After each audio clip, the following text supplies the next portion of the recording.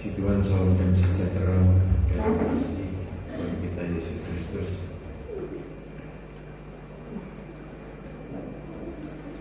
Kiranya damai sejahtera Kristus melimpah atas kita pada kesempatan pagi ini. Saudara yang terkasih, kita tahu bahwa tantangan demi tantangan, persoalan demi persoalan silih berganti muncul di tengah-tengah kehidupan umat manusia. Sementara permasalahan yang satu belum selesai, muncul persoalan yang berikutnya, sehingga dengan adanya permasalahan demi permasalahan yang ditimbulkan oleh karena bencana alam, karena wabah, sakit penyakit, karena ulah manusia yang merusak lingkungan, sehingga sangat berdampak buruk terhadap kehidupan manusia pada umumnya. Pada kenyataannya, dampak dari setiap persoalan, setiap permasalahan yang terjadi pastinya menimbulkan suatu kegoncangan yang nyata. Kegoncangan batin dan pikiran manusia sangat dimungkinkan terjadi, dan ketika manusia pikiran dan perasaannya menjadi tergoncang atas setiap permasalahan, dampak dari goncangan pikiran dan perasaan manusia akan terus menjalar, akan terus terjadi di mana-mana, baik dalam skop global maupun lokal maupun dalam skop keluarga. Kalau satu orang mengalami satu kegoncangan pikiran dan perasaan atas setiap persoalan yang timbul, baik di lingkungan kerja maupun di lingkungan keluarga maupun di lingkungan pemerintahan di mana kita ada, maka dampak dari kegoncangan demi kegoncangan itu cukup panjang.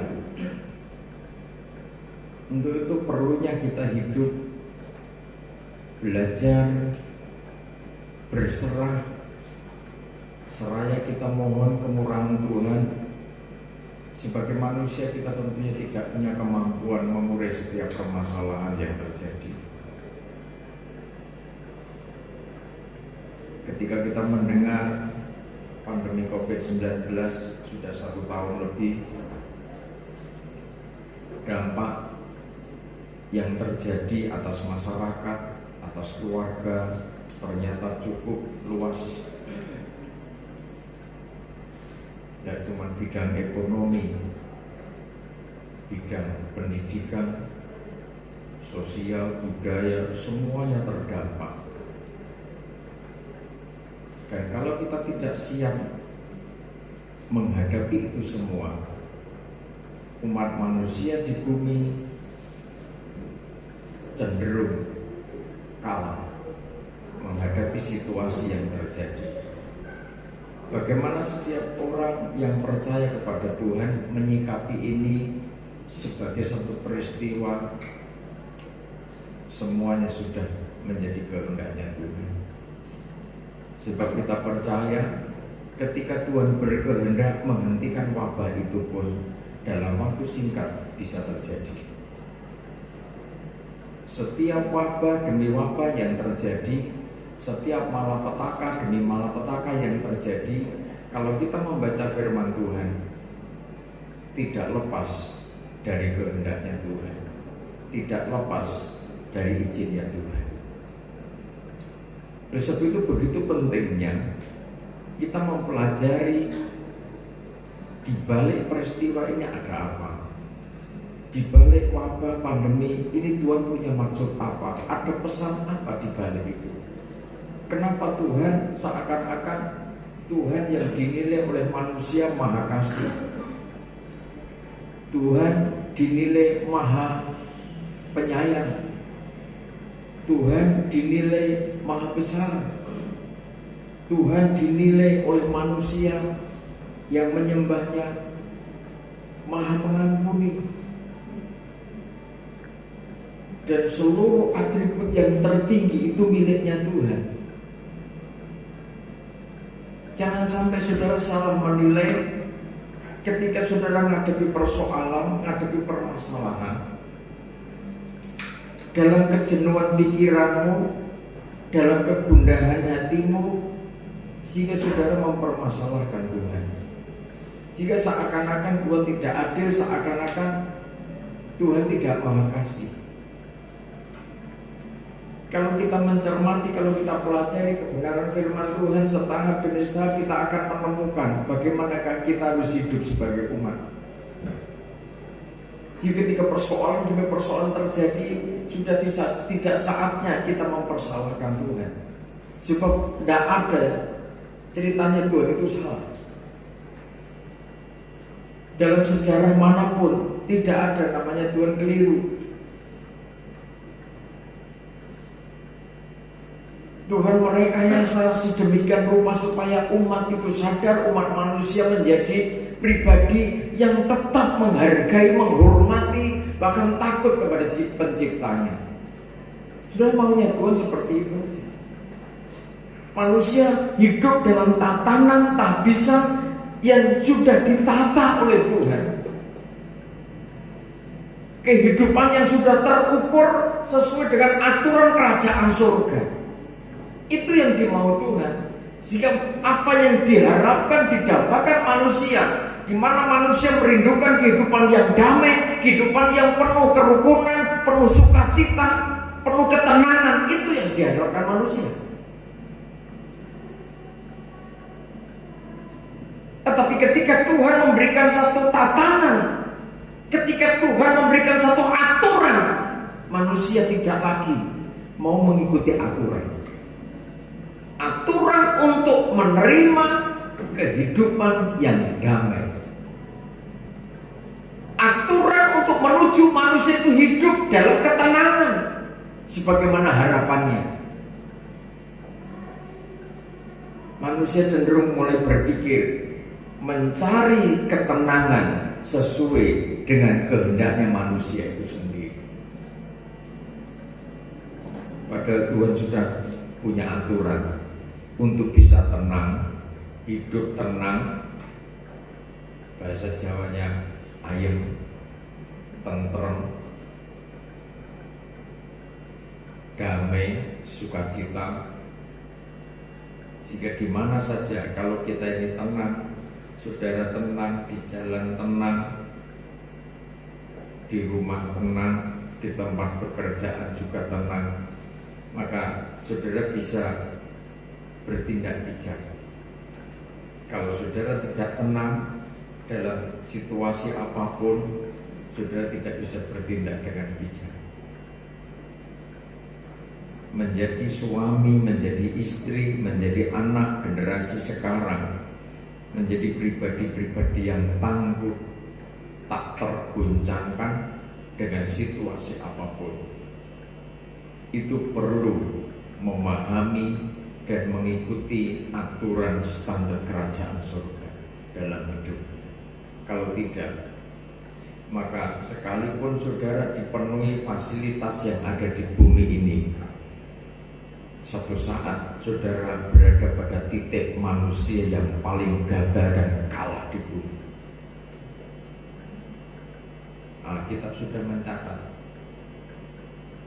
Oleh sebab itu orientasi ibadah kita harus benar sesuai dengan kebenaran firman Tuhan. Kalau saudara percaya kepada Tuhan Yesus Kristus, saudara berhikmat dan bermakrifat hanya untuk kehidupan di bumi saja, Maka firman Tuhan katakan, kita ini orang yang paling celaka, paling malang.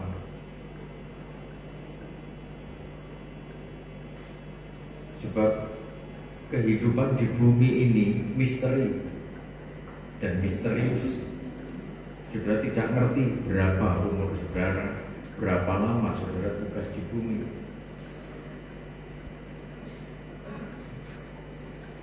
Yang paling lama dan kekal setelah kehidupan di bumi ini. Kalau orientasi ibadah kita adalah kehidupan yang kekal, maka saudara tidak akan mencari referensi tentang manusia yang berhasil.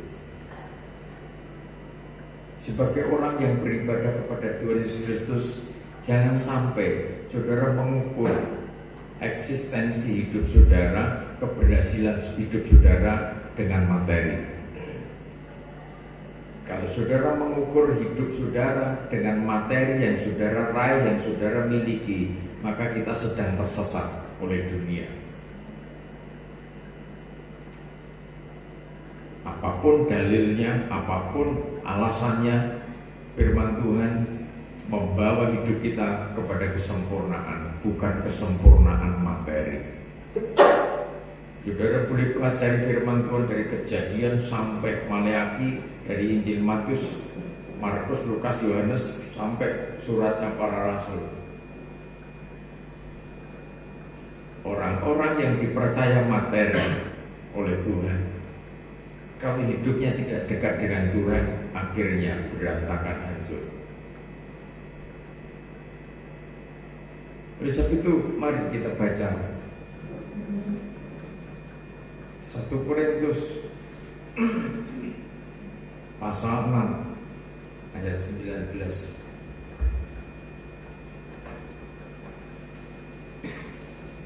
1 Korintus pasal 6 ayat 19 dan 20.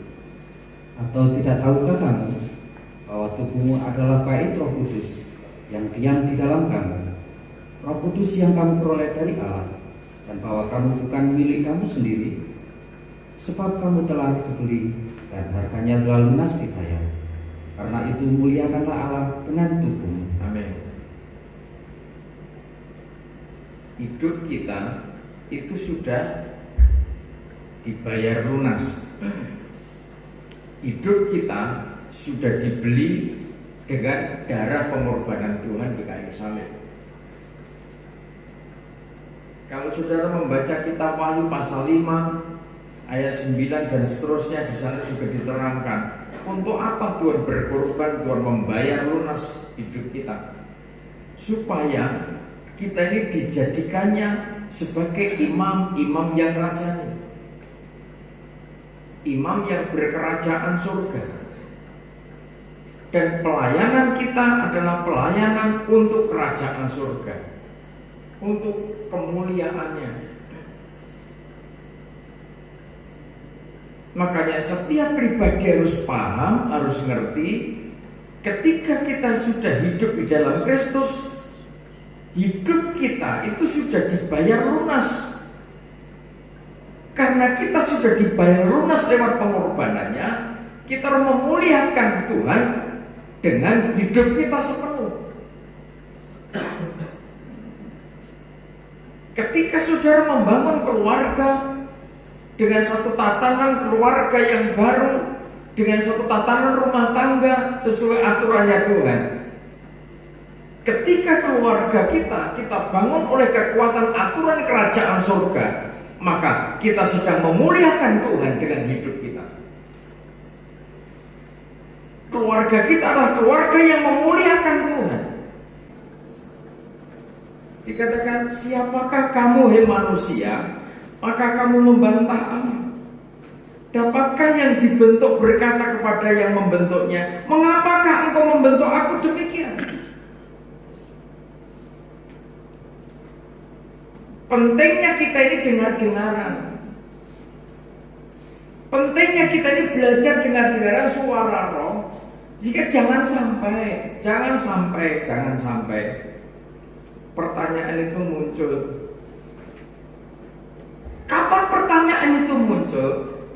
Penderitaan itu muncul ketika kehendaknya manusia darah daging tidak terpenuhi. Ketika kehendaknya manusia darah daging gagal, dinilai seperti itu. Ketika apa yang diinginkan menurut ukuran manusiawi tidak terpenuhi.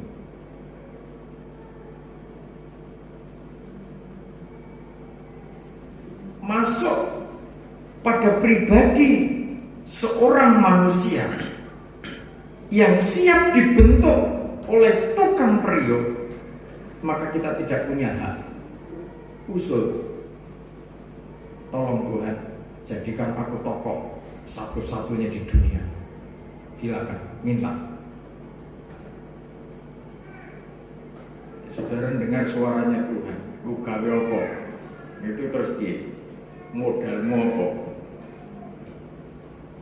Pengen jadi pemimpin dunia. Loh, pemimpin dunia itu urusannya banyak. Tuhan itu memberkati, kemahakuasaannya meliputi seluruh alam semesta. Dan Tuhan tidak pernah lupa memelihara makhluk yang diciptakannya. Betul? Ada di antara saudara yang sampai kelupaan tidak makan. Ada yang sudah sarapan. Sudah sarapan. Ya salah dewi.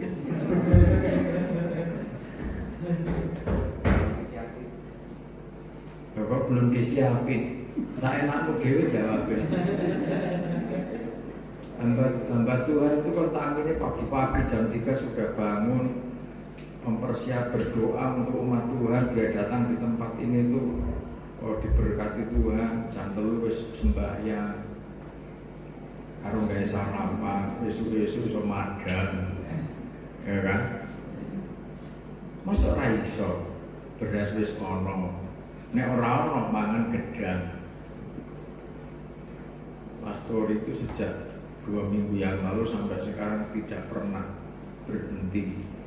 Namanya pisang, sampai takut anak-anak. Anak-anak itu sampai takut ketemu pisang. Pisang model begini, model begitu, ada saja. Sampai tak gantung di dekatnya itu labet itu. Saudara, kita kembali ke firman.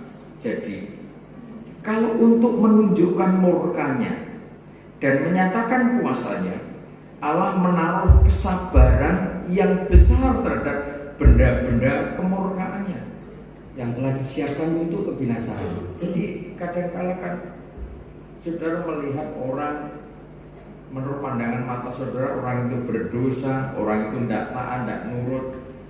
Kapan orang itu dihukum Tuhan? Kenapa saudara juga bertanya seperti itu?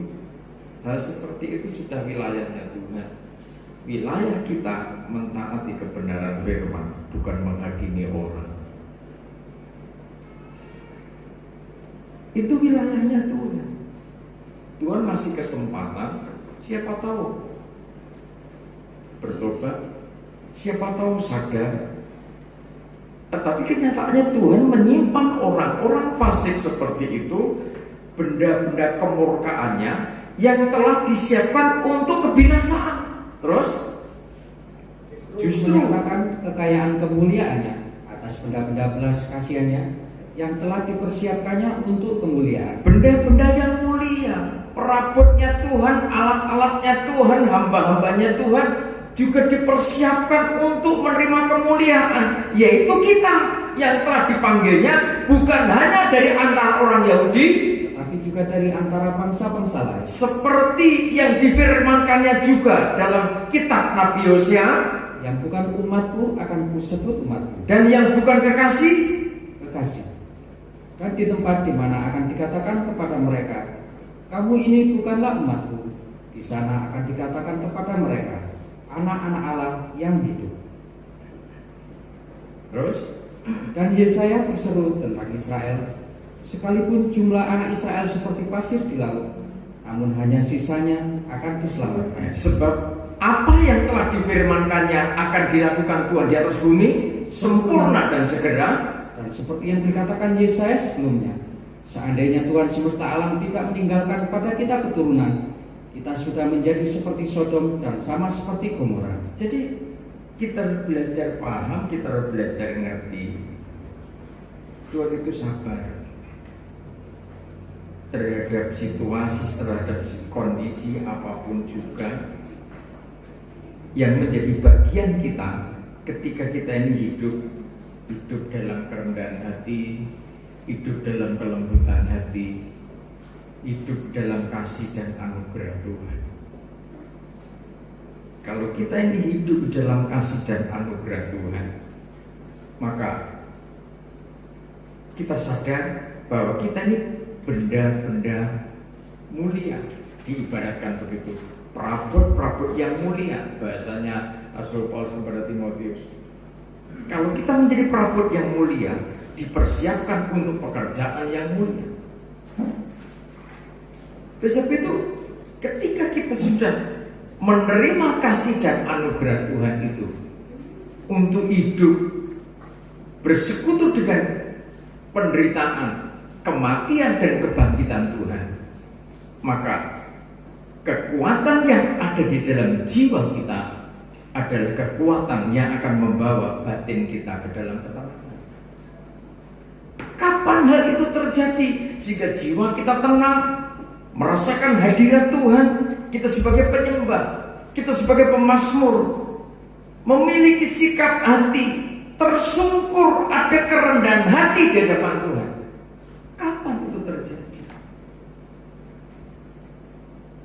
Jika sebagai pribadi-pribadi yang sudah ditebus oleh darah anak domba, kita ngerti bahwa tugas kita ini melayani Tuhan sebagai imam yang raja. Itu nanti proses demi proses pembentukan yang dikerjakan oleh Tuhan. Ibarat hidup kita ini bejana yang dibentuk oleh tukang periuk, tukang penjunan itu menjadi bejana yang mulia. Saudara ingat lagu Bejana? Dikatakan kekuatan jiwa, ketenangan batin. Dari situ, dari kalimat, dari perkata itu, kalau saudara resapi, adakah saudara kehilangan damai? Adakah saudara kehilangan ketenangan? Kenapa ketenangan itu hilang? Kenapa kedamaian itu hilang? Sementara ketika Tuhan membawa saudara, kekuatan aliran air kehidupan itu menguasai saudara, maka dari dalam hatimu akan mengalir aliran-aliran air hidup, aliran ketenangan, sehingga orang lain teraliri, tertransfer ketenangan batin itu. Kalau kita mau diperdamaikan, maka ketenangan itu secepatnya menguasai hidup saudara. Ketenangan itu secepatnya menguasai pikiran saudara, dan akhirnya keluarga saudara tercipta, terbentuk sebagai keluarga, situasi keluarga yang tenang, yang damai. Sebab ketika saudara kehilangan ketenangan, kedamaian, maka yang bekerja dalam hati dan pikiranmu bukan Roh Kudus. Makanya jangan buka peluang untuk oknum lain intervensi, akhirnya ketenangan hilang. Jadilah imam-imam yang terus eksis, menciptakan, menjaga situasi yang tenang, situasi yang damai.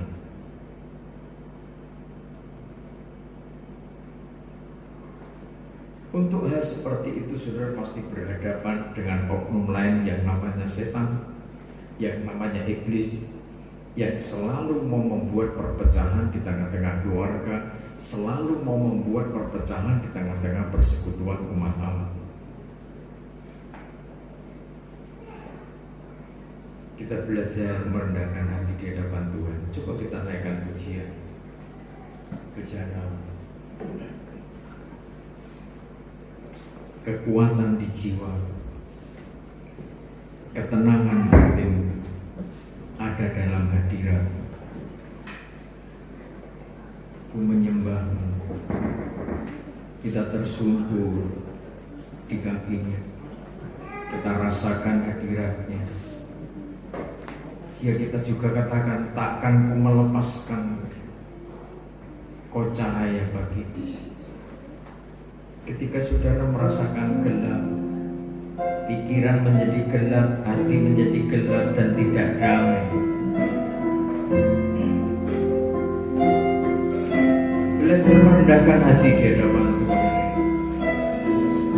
untuk kita tetap mengiring Tuhan. Seumur hidup kita mengiring Dia.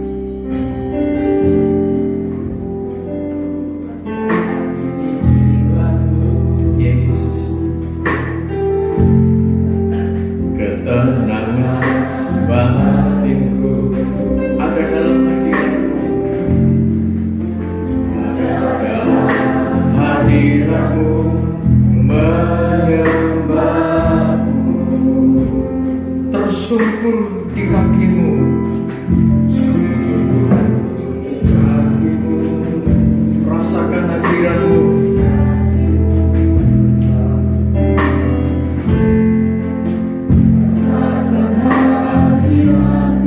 Takkan ku melepaskanmu, takkan ku melepaskanmu, percaya padaku.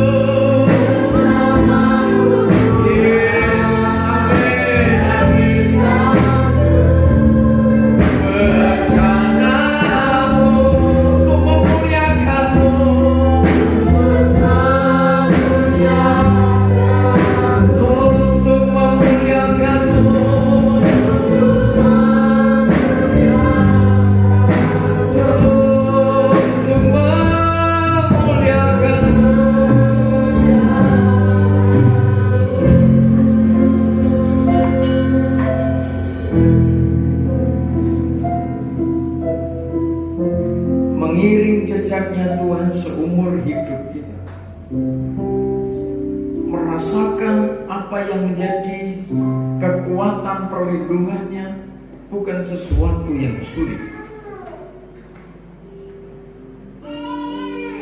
Syaratnya hanya kita menyerah, syaratnya hanya kita mempersembahkan hidup ini sepenuh untuk dibentuk oleh Tuhan.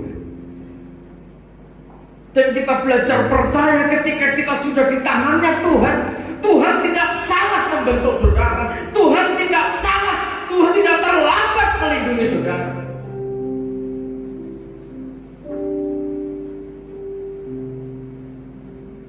Seringkali manusia ketika Tuhan berkehendak mempersiapkan kita, membentuk kita, seringkali manusia mau melepaskan diri dari genggam tangannya Tuhan.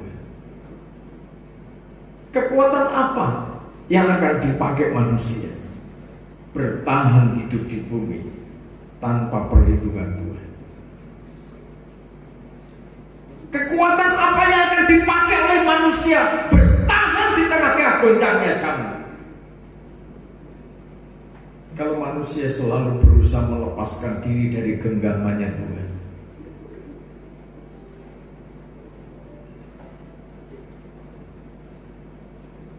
Saudara merasakan bagaimana indahnya bersama-sama dengan Tuhan.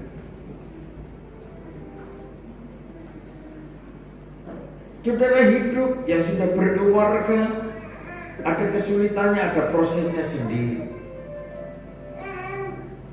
Bayangannya saudara ketika saudara belum nikah, masih pranikah, saudara punya harapan nikah yang penuh suasana damai, nikah yang penuh suasana sukacita, nikah yang dipenuhi kemuliaan Tuhan. Bisa seiring sejalan kemana Tuhan mau, maka kita berdua bagi kemuliaan nama Tuhan.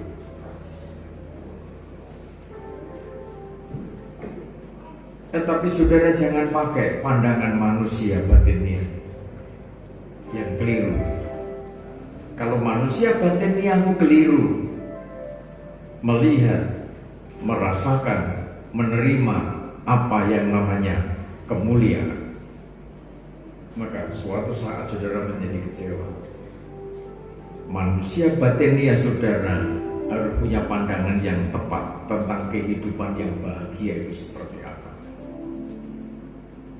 Manusia batinnya menjadi keliru ketika manusia lahiriah pandangannya sudah keliru.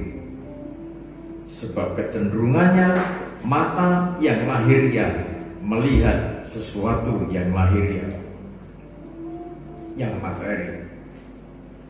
Ketika saudara terjebak bahwa kebahagiaan itu berhenti pada persoalan materi, maka saudara sedang tersesat di dunia.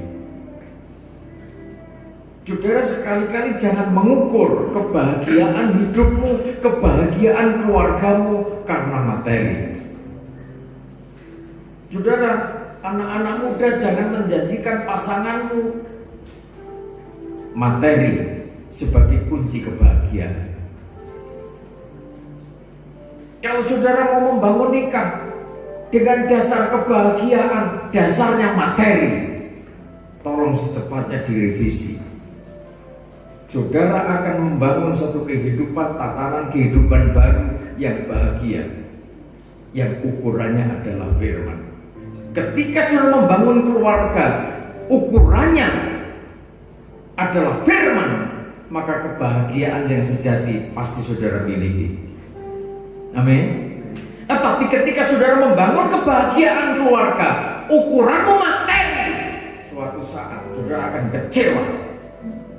Entah posisimu sebagai istri, entah posisimu sebagai suami, sebagai anak, suatu saat saudara akan menemukan titik kekecewaan yang akhirnya akan membuat keluargamu berantakan.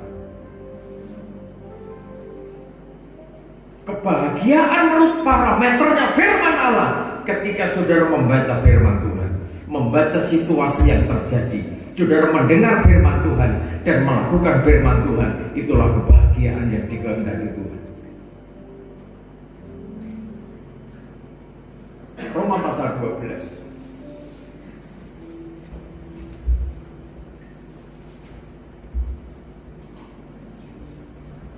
Roma pasal 12.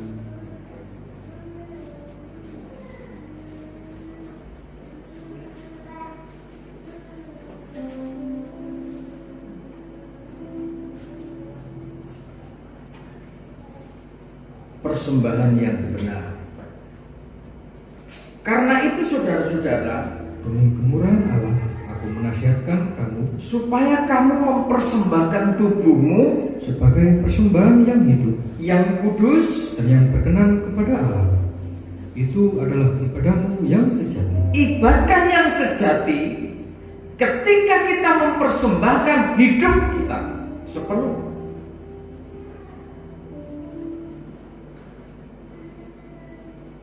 Tidak ada manusia yang mendambakan, yang mengharapkan sesuatu yang tidak nyaman, tidak damai. Tidak ada manusia yang tidak mendambakan kemuliaan. Semua manusia mendambakan kemuliaan. Kemuliaan yang disediakan Tuhan akan kita raih. Kemuliaan yang disediakan bagi keluarga kita pasti terima itu semua dengan syarat. Mari kita mempersembahkan hidup kita untuk dibentuk Tuhan, dipakai oleh Tuhan untuk kemuliaan Tuhan. Itulah ibadah sejati. Hidup kita sepenuhnya untuk melayani Tuhan. Ketika sudah beraktivitas di dalam rumah tangga yang kecil, ada suami istri, tambah anak satu, mungkin tambah anak dua, tambah anak yang ketiga. Di sana sudah punya posisi masing-masing, bagaimana saling melayani. Saudara melayani suami, sudah melayani istri, melayani anak-anak, sama halnya sudah juga melayani Tuhan dengan sepenuh hidup.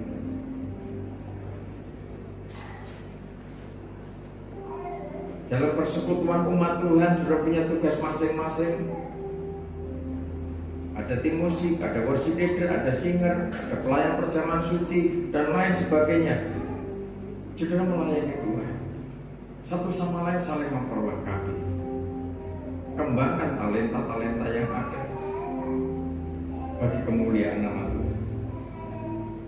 Sehingga kita bisa mempersembahkan dan hidup kita bisa beribadah, ibadah yang sejati. Janganlah kamu menjadi serupa dengan dunia ini, tetapi berubahlah dan pembaruan budimu, sehingga kamu dapat membedakan manakah kehendak Allah, apa yang baik, yang berkenan kepada Allah, dan yang sempurna. Jadi kita bisa membedakan. Hidup kita tidak boleh serupa dengan dunia ini, tetapi kita berubah oleh pembaharuan akal budi kita. Sehingga kita bisa membedakan mana yang kehendak Tuhan, mana yang bukan kehendak Tuhan. Ketika hidup kita dilingkupi kemuliaan Tuhan, maka sudah bisa membedakan. Sebab kemuliaan Shekinah Glory itu menerangi pikiran dan hati saudara, masuk menguasai hidup saudara. Ketika itu terjadi, saudara bisa melihat, membedakan mana yang terang, mana yang gelap. Terus berdasarkan kasih karunia yang dianugerahkan kepadaku, aku berkata kepada setiap orang di antara kamu, janganlah kamu memikirkan hal-hal yang lebih tinggi daripada yang patut kamu pikirkan, tapi hendaklah kamu berpikir begitu rupa sehingga kamu menguasai diri menurut ukuran iman yang dikaruniakan Allah kepada kamu masing-masing. Jadi sebagai orang yang sudah menyerahkan hidup untuk Tuhan, dibentuk oleh Tuhan, dipersiapkan Tuhan, bukan berarti tidak boleh punya cita-cita. Boleh punya cita-cita. Tetapi firman Tuhan juga mengajarkan, Yesus mengajarkan, kalau sudah membangun menara, sudah duduk dulu. Yesus ajarkan begitu kan? Duduk dulu, hitung dulu anggarannya berapa, terus yang kita punya berapa, cukup enggak dasar yang saudara miliki untuk membangun menara seperti yang saudara inginkan. Artinya, bagaimana kita belajar berserah pada kehendaknya Tuhan. Tuhan mau jadikan apa terserah. Semangat punya visi, semangat punya cita-cita, memang demikian. Tetapi belajarlah berpadan dengan apa yang dikehendaki Tuhan. Dengan begitu nanti saudara merasakan nyaman, tenang, berada pada posisi yang ditempatkan Tuhan sesuai dengan kemampuan yang Tuhan berikan pada saudara. Terus, Sebab sama seperti pada satu tubuh kita mempunyai banyak anggota, tetapi tidak semua anggota itu mempunyai tugas yang sama. seluruh tubuh kita punya perbedaan yang cukup kontras. Memang diciptakan Tuhan sedemikian rupa. Tidak ada yang sama.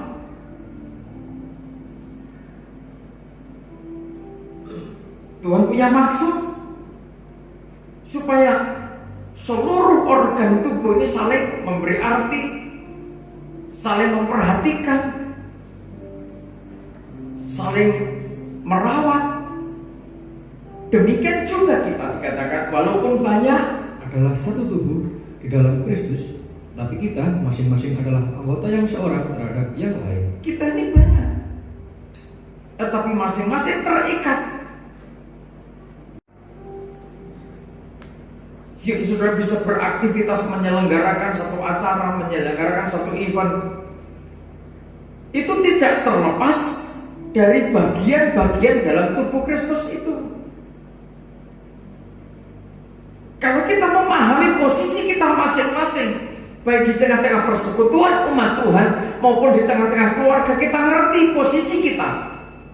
Sudah ada aturan hukum kerajaan surga. Apa yang menjadi tugas kita? Jalankan sesuai dengan tugas kita masing-masing. Kalau kita menjalankan itu semua sesuai dengan tugas kita, semua bagi kemuliaan nama Tuhan, maka saudara pasti damai. Amin. Amin.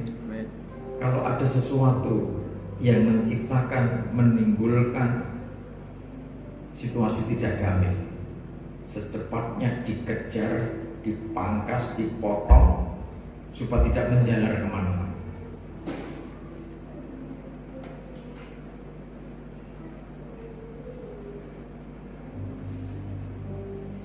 Demikianlah kita mempunyai karunia yang berlain-lainan menurut kasih karunia yang dianugerahkan kepada kita. Jika karunia itu adalah untuk bernubuat, baiklah kita melakukannya sesuai dengan iman kita. Ketika saudara ada roh nubuat, kerjakan itu semua sesuai dengan iman. Sebab orang yang dipercaya karunia nubuat itu muncul dari iman. Iman yang dibangun, dijaga, dirawat lewat sembah, lewat pujian.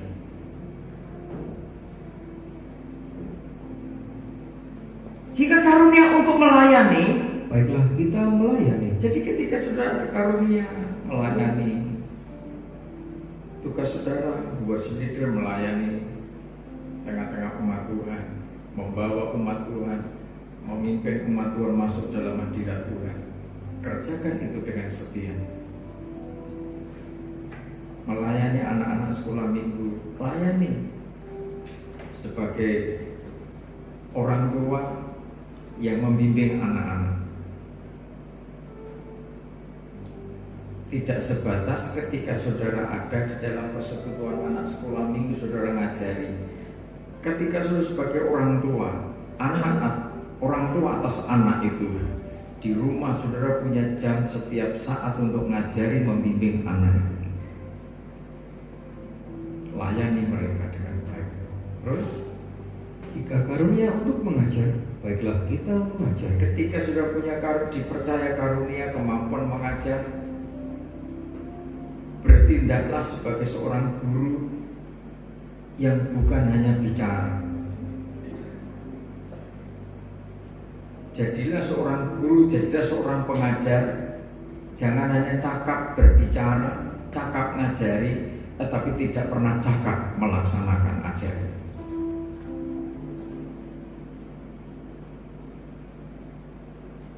Belajar terus berkembang.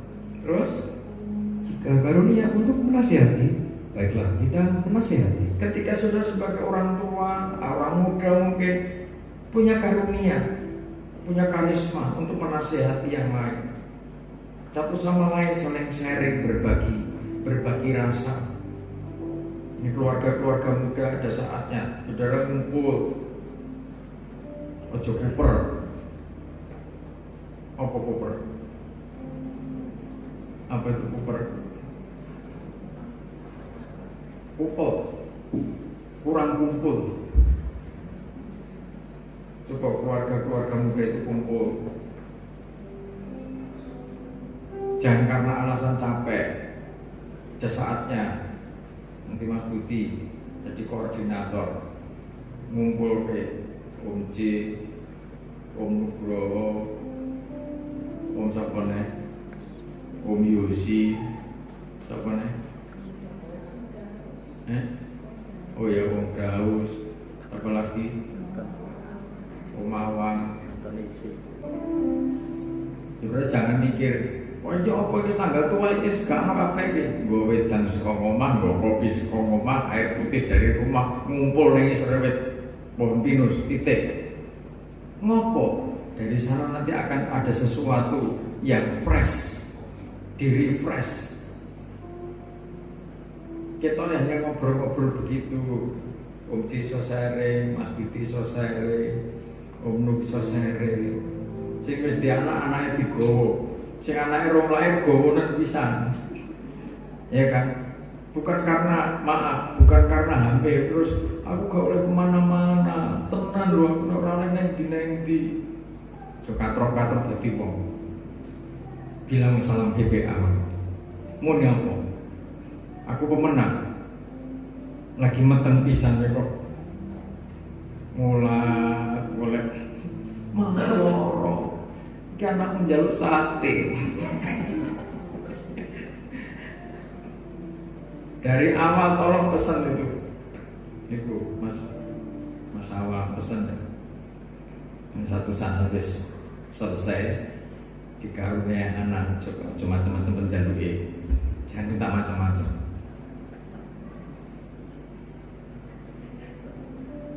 Ini lagi ngidam loh Mas, anakmu ini yang pengen ini anakmu. Pengen ikan salmon. Tolong pancing lo dulu, ambil lo sendiri di pusatnya sana. Gendeng apa? Ikan salmon dari mana? Superindo no. Jangan neko-neko lah. Terus terang aja, aja nyusahke wong lanang lho. Ya sayang aku aja ngono lho. Akhirnya sayang kok, Mas sayang kok sama. Ya sayang tapi seperti itu. Mungkin turun tanggal 10 wis entek. Gajinya UMR. Ya coba. Terus piye kira-kira? Ya, ndak usah terlalu anu lah. Saya percaya ndak usah terlalu. Ya memang orang hamil itu memang serba ndak enak, punggungnya pegel, terus apa? Kakinya kadang pegel, tapi kan tidak setiap saat toh. Dulu jangan bilang papine rumah nanti matangnya kok iya, kan ya. Ojo terus ngono ya. Itu kan, ya saya kan melihat, saya mendengar, saya melihat. Mami ini Bu Gembala sudah juga pernah hamil kok. Iya kan? Nggak sanu itulah. Wirawiri Jogja Mojokerto kerja ini dan itu. Saya punya kakak ipar hamil itu. Dulu belum banyak sepeda motor. Pakai sepeda apa? Pakai sepeda angin.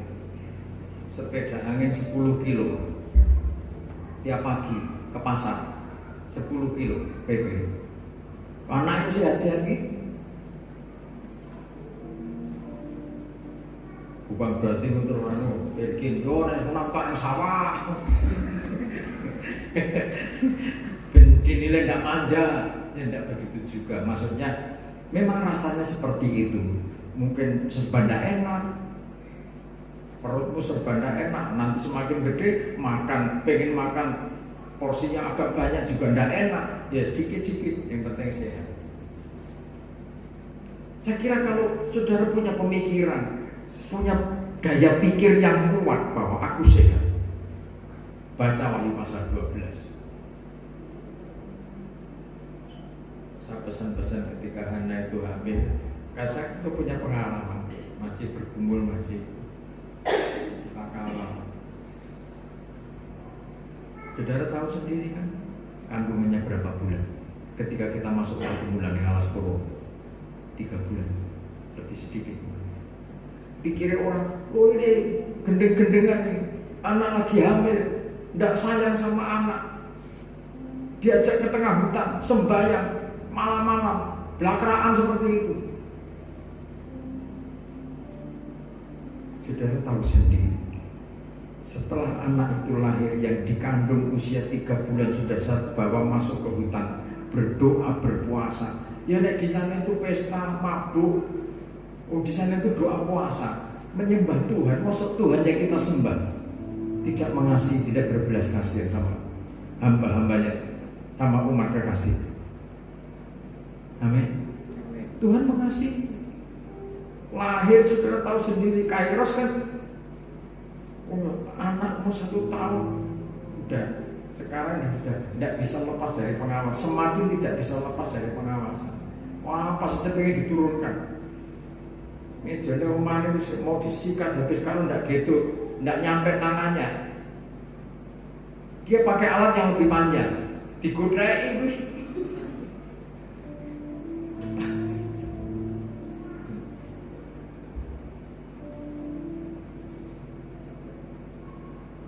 Sebelum anak itu lahir, nama itu sudah ada. Ceritanya panjang dari alas purwo. Sebelum anak umur 3 bulan dalam kandungan, nama itu sudah lahir. Kairos Mahanaim Vector. Ditambah marga ayahnya, obungnya.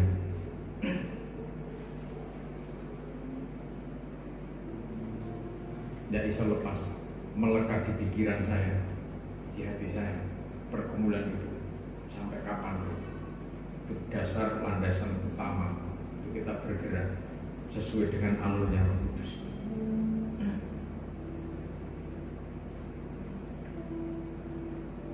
Saya bergumul, apalagi ayahnya. Dari calon ayah bergumul sungguh-sungguh. Kalau istrimu lagi hamil, bergumul sungguh-sungguh. Ojo tilus-lus terus, tilus-lus boleh dibeleh, silahkan. Tetapi bergumul, dijaga. Layani dengan sukacita, layani dengan sepenuh hati.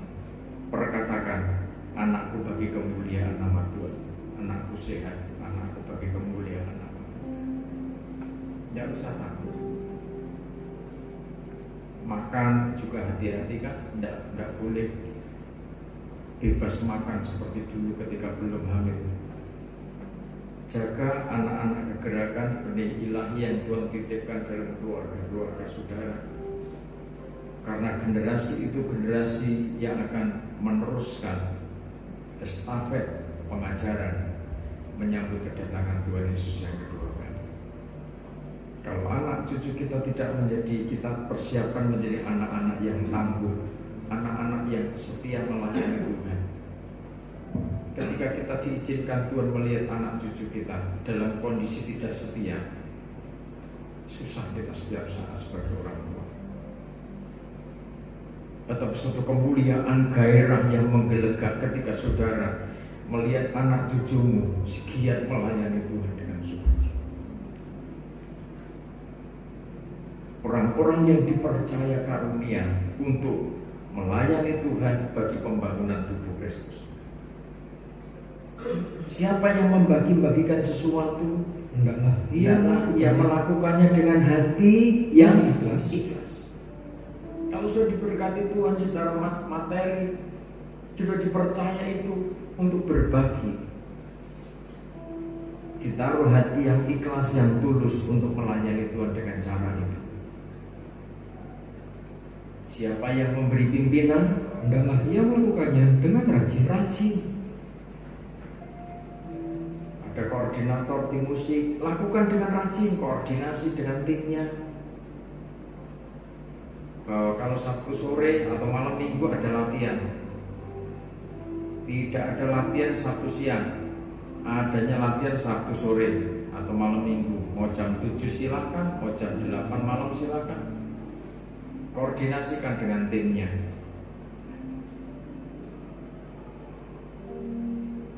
Siapa yang memberi pimpinan, sudah memimpin, ada paduan suara, vokal group, koordinator vokal group, rajin-rajinlah sebagai koordinator vokal group.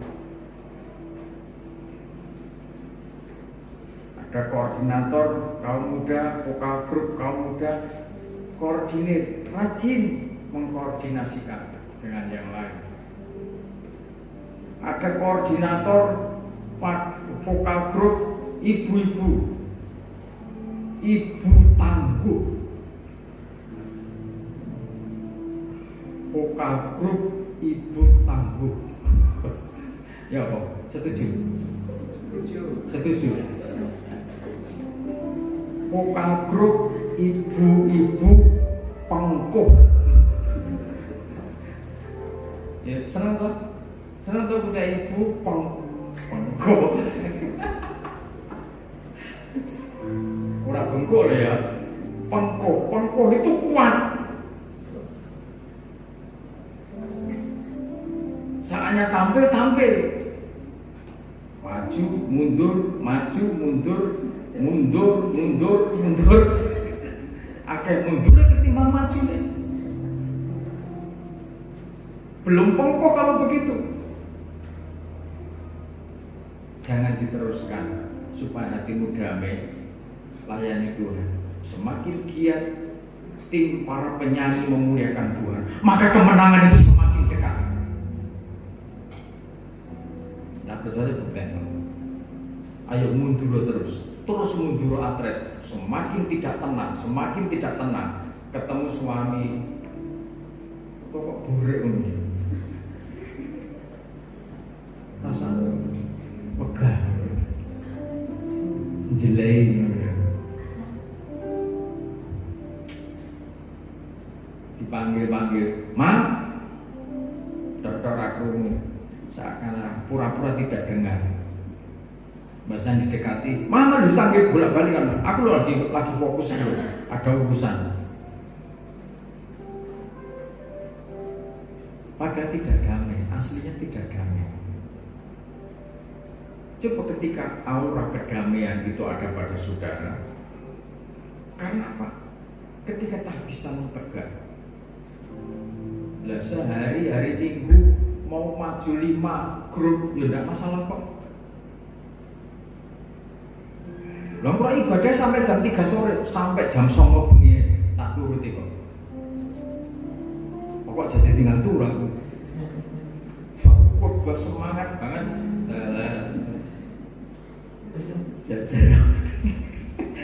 Jajan ngomong gini loh.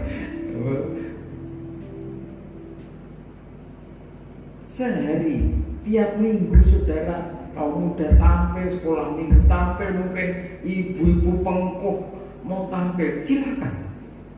Sebab semakin banyak suruh memuliakan Tuhan, kuasa Tuhan itu semakin dasar membela saudara.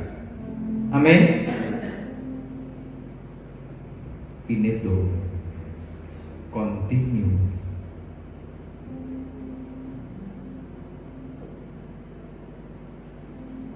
Nah, ada miskomunikasi, ya cepat berdamai, minta maaf. Pikirku ya apa? Karena gembala tidak di tempat. Kalau saudara begitu nanti salah dengan Tuhan, pujianmu gembalamu kok. Saudara memuliakan Tuhan itu untuk Tuhan. Ingat, amin. Minggu depan tanggal 20 saya keluar lagi. Saya diundang lagi di gereja lain lagi.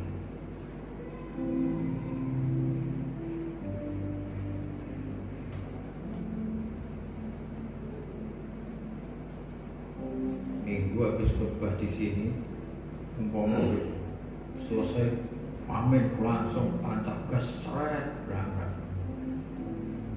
Kemana? Jangan ditanya, aku pergi. Jadi mari tegaklah saudara sebagai pemimpin. Ketika saudara punya kemampuan mengkoordinir, kembangkan itu. Eksis di situ, diatur, dikoordinasikan. Kalau mungkin ya minggu ini kalau muda, sudah betul-betul ibu-ibu harus menjadi ibu-ibu yang pengkop, ibu anak-anakmu. Amin. Amin. Amin. Ya. Kadang tak baptis pulang kapok.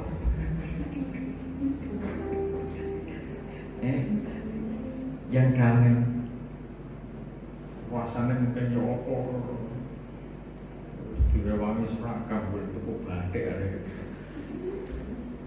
pun badian utangan ada sedikit biasanya lah bedaan mereka tampil delok donya isim kan bedaan udah make up api-api lain kali KKT nih terserah. Hanya Tuhan Rama memberkati saudara kate lapo. Nah menurut dia coba. Kalau sudah jangan macam-macam karo Tuhan. KKT-nya aku maju-maju mana. Terus harap mundur. Hati-hati. Urusan karo Tuhan itu urusan urip karo mati. Bukan urusan sego. Nek urusan sego sudah ndak usah nyebut nama Yesus, kerja boleh sego gak kok. Amin. Bukan urusan makan dan minum ibadah itu, tetapi soal keselamatan. Ada kesalahan yang tidak disengaja. Sudah baca kitab Imamat. Sekalipun kesalahan itu tidak sengaja, tetapi belajarlah merendahkan hati, berdamai. Amin. Amin. Nah, harus berdamai ngopi. Nanti sore sampun para penatua seperti biasanya kita laksanakan baptisan air di Pancet. Memang seizin Tuhan tempatnya di Pancet, di tempat yang dulu bukan horor. Lah itu urusannya apa karo horor? Aku ora urusan karo horor-hororan kok. Urusanku di sana baptis sebagai tanda pertobatan, tanda penyerahan bagi kemuliaan nama Tuhan selesai. Dan soal horor itu urusan, ya kan? Nengkong ngetok, ya urusan. Masalahnya ngetok, salah tok delok ngetok. Tidak usah takut dengan hal-hal seperti itu. Tegaklah sebagai pelayan-pelayan, para pemimpin, para koordinator. Saya tegaskan kembali, latihan musik malam minggu tidak ada satu siang, supaya tidak di atas angin. Karena di atas angin akhirnya masuk angin kabeh. Ora jelas. Jadi koordinator harus tegas, harus bijak. Sekarang zaman HP canggih-canggih, cepat komunikasi.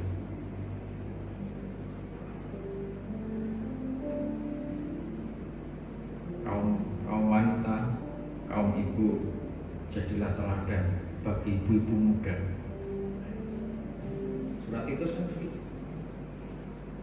Tahbisan seorang ibu, jadilah ibu-ibu yang bijak, sehingga saudara bisa menuntun, bisa mengajari, bisa melatih bagaimana anak-anakmu, ibu-ibu muda melayani Tuhan, melayani suami dengan aturan kerajaan surga. Masih terus? Siapa yang menunjukkan kemurahan, hendaklah ia melakukannya dengan sukacita. Ya. semua dikerjakan dengan sukacita, semua dikerjakan dengan tulus hati, semua dikerjakan dengan ikhlas, dengan murni. Maka ketika itu kita kerjakan dengan sukacita, karena dasar kita, apa yang kita kerjakan ternyata bagi kemuliaan nama Tuhan.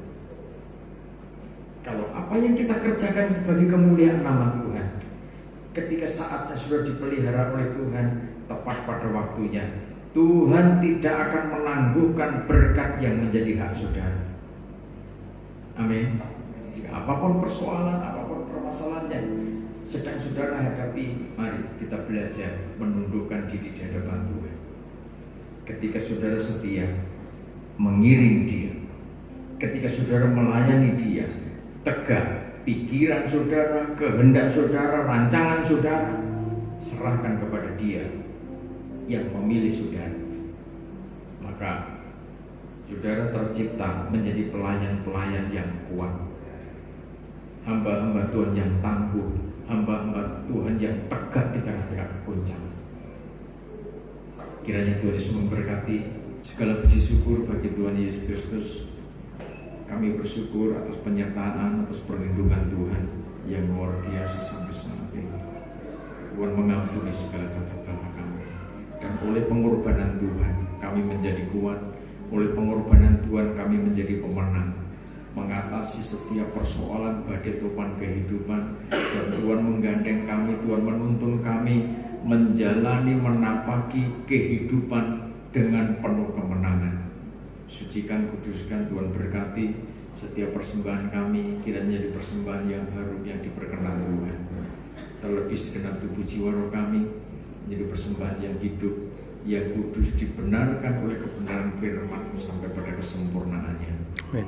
Sebentar kami berpisah satu sama lain, pulang tempat masing-masing, dan kami percaya acara sakramen baptisan air sebentar sore, Tuhan melindungi, Tuhan memagari kami saat dalam perjalanan menuju ke lokasi di daerah Pacet.